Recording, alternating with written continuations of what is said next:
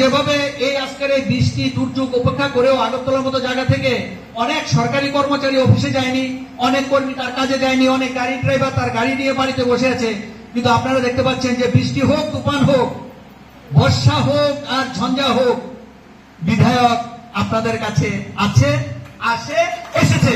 সুতরাং এই জন্য বিধায়কে নিশ্চয়ই আপনাদেরকে ধন্যবাদ প্রাপ্তি যোগ্য।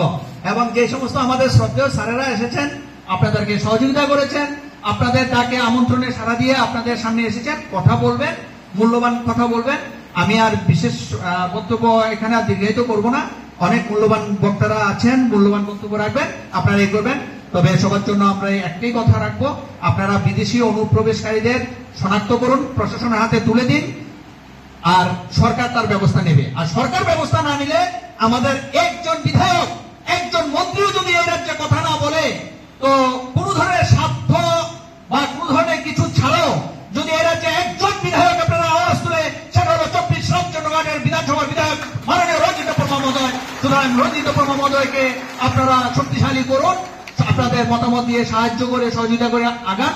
তাহলে রাজ্যের বিধানসভার ভিতরে বাইরে সর্বত্র ওনার আওয়াজ পথে ঘাটে মাঠে আপনারা পাবেন, এই অন্তত নিশ্চয়তাটা আছে। এই বিশ্বাস, এই অঙ্গীকার রেখে আমি উপস্থিত সমস্ত মা ভাই বোন যারা তিপ্রাসা ভাই বোনেরা আছেন, প্রত্যেকে আমার আন্তরিক প্রীতির শুভেচ্ছা এবং অভিনন্দন জানিয়ে আমি আমার সংক্ষিপ্ত বক্তব্য এখানেই সমাপ্ত করলাম।